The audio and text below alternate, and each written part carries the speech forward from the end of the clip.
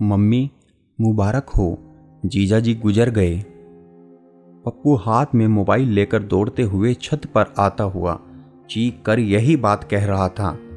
Mrs लौंबा के अलावा वहाँ 7 जन और भी थे मुझे लेकर। वहाँ किटी पार्टी की रूपरेखा तय की जा रही थी। सबसे बाद में मैं शिफ्ट की थी इस नए अपार्टमेंट में, तो पड़ोसियों के इतिहास वर्तमान से अनजान थी। सोचा था यही मौका सही है सबसे मिलने जुलने का। मिसेज लांबा का सबसे छोटा बेटा था पप्पू। आईआईटी कानपुर में 2nd ईयर का छात्र था। 2 बेटियां भी थी। बड़ी को ब्याहे तो 10 साल हो गए। दूसरी बेटी 3 बरस पहले खुद पसंद कर अपने ऑफिस के ही सहकर्मी धीरेन्द्र से शादी कर ली थी, बिल्कुल सादे से समारोह में। जितनी परेशानी, खर्च और फिर अपमान बड़ी बेटी की शादी के वक्त हुआ था, उतने ही आराम से छोटी की हो गई, या कहे उसने कर ली। सजातिया नहीं था लड़का, पर इसके सिवा जितनी भी खूबियाँ होती हैं सब भरी थी लड़के में। शादी के बाद दोनों का ट्रांसफ़र मुंबई हो गया था। एक बेटी भी है 1 साल की।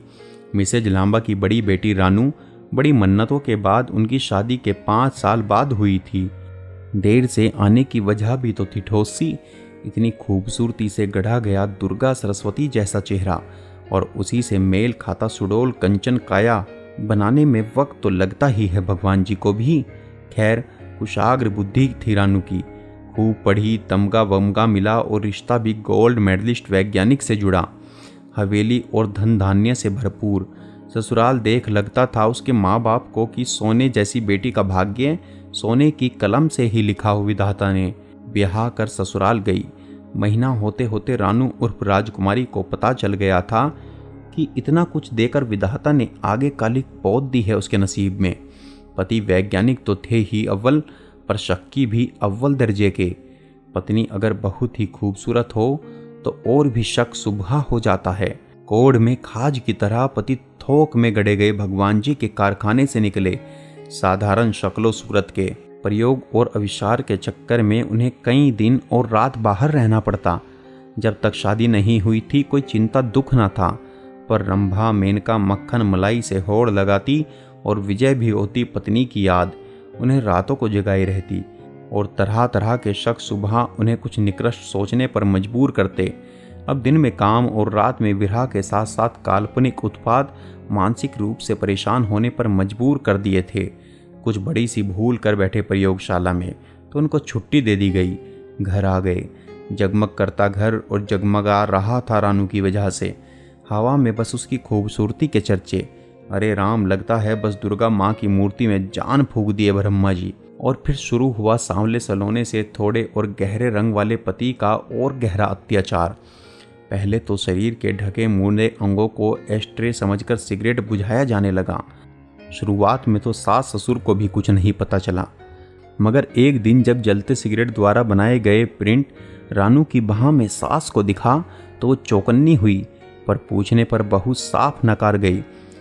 सास उस सच को जानती थी, क्योंकि बचपन से वो अपने कुशाग्र बुद्धि वाले पर सूरत की वजह से हीन भाव से भरे बेटे का ईर्ष्यालु स्वभाव जानती थी। स्कूल में बच्चे काला कलूटा बैंगन लूटा कहकर चिढ़ाते थे उसे। उसी वजह से सफ़ेद झबरे कुत्ते को, जिसका नाम स्नो वाइट था, चैन से बांध कर पत्ते और अखबार में लपेट कर आग लगा दिया था इसी बेटे ने। कैसी काली होकर पड़ी थी वो। आज बहू को देख सब याद आ गया। बस आने वाला वंश गोरा हो, इसी वजह से वो बहू गोरी ही खोजी थी। रानू तो सुंदर भी बला की मिल गई थी भाग्य से, और अब ये दुर्भाग्य सा लग रहा था। पर थी तो वो अपने बेटे की माँ। बहू से सहानुभूति रखते हुए भी वो बेटे की करतूत पर कुछ ना बोली। हाँ, बहू को थोड़ी मुलायम नज़रों से देखती जरूर थी। रानू जब मायके गई तो सब कुछ बताना चाहा, पर वहाँ इतने लोग सम्मिलित स्वर से उसके सुनहरे रुपहले भाग्य का बखान कर रहे थे, अपनी बेटी के सिर पर हाथ रखने को कह रहे थे कि वो सच कह ही नहीं पाई। माँ पापा की गर्व और अभिमान से दबदबाता चेहरा उसे चुप रहने पर मजबूर कर गया, पर छोटी बहन की आंखों से कुछ भी छुपा ना रहा। रुलाई बांध तोड़कर बहन निकली। छुपाते छुपाते अपनी बहन को फिर भी कुछ बता ही गई। और मधु ने भी कसम तोड़ते हुए अपनी माँ को रानू के साथ हो रहे अत्याचार के बारे में बताया। माँ पहले माँ जैसी ही हिलक कर रोई। कोसने लगी उस दरिंदे को। बेटी को वापस जाने नहीं देने के बारे में सोचने लगी, पर फिर उसके अंदर की व्यवहार कुशल दुनियादारी से भरी स्त्री सामने आ गई। वजह वही, पति की बीमारी, एक बेटी की शादी, बेटे की पढ़ाई और सबसे बढ़कर समाज में इस विवाह की वजह से नया नया मिला हुआ मान सम्मान। सब लक्ष्मण रेखा बंद सामने आ खड़ा हुआ और वो लांघ ना पाई। बेटी को विदाई के वक्त अपना अपना नसीब, खानदान की इज्जत, औरत की सहन शक्ति, धरती सम जैसे वाक्य टुकड़ों में रानू के कान में आते रहे और मायके से निकल रास्ते में ही वो प्रण की कि अब चाहे जो हो जाए मायके वापस नहीं आएगी। अब उसका घर वो नहीं रहा। इतने सालों में वो सच मायके नहीं गई। कितनी बार पिता आए, कभी अकेले कभी भाई को लेकर, पर रानू ने हंसते हुए मना कर दिया कि यहाँ उसके बिना एक दिन भी घर नहीं संभाल पाएगा कोई। पिता उसकी बेजान सी हंसी और थोड़ी छोटी बेटी से पूछकर कुछ पत्नी की खामोशी और बहते आंसू से अंदाज कर लिए थे, पर अक्सर बेटियां छाती पर पत्थर सी होती है तो उतारा पत्थर कौन फिर से छाती पर धरता। हाँ, मधु ने इससे सीख लेकर खुद अपनी पसंद से विवाह किया। माता पिता के पास विरोध का आधार कहाँ बचा था। रानू के 2 बेटे हुए, उसके जैसे ही गोरे चिट्टे। पति महाशय किस किस से उन बच्चों के नाक आंख का मिलान करते ये तो राम जाने, पर शक गहराने पर रानू के गोरे चेहरे को चांद में भी दाग है का सटीक उदाहरण बनाया जाता। रानू ऐसे पत्थर सी बनी रहती मानो ये उसके साथ नहीं किसी और के साथ हो रहा है। उसके इस व्यवहार से पति का गुस्सा और बढ़ जाता और नवजात बच्चे की मां पर और जुल्म होता। इसी मारपीट और गुस्से की वजह से उसके पति का रक्तचाप इतना बढ़ा कि कमर के नीचे से लेकर शरीर के बायां हिस्सा पक्षाघात का शिकार हो गया। काश मुंह भी बंद हो जाता, ये रानू के ससुर का कहना था। दरअसल उसके चीखने चिल्लाने की आदत से वो परेशान थे।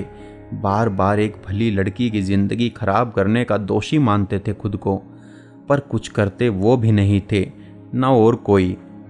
छोटा भाई पप्पू बड़े होकर बहुत कुछ समझने लगा था। उसे अपनी परी सी दीदी राक्षस की कैद में लगती थी।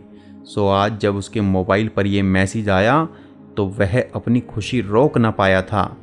मिसेज लांबा डैमेज कंट्रोल करने की बहुत कोशिश की, पर अंत में भर भरा कर गिर गई और रोते रोते टुकड़ों में सारी बातें कह गई, सिवाय अपनी गलती के।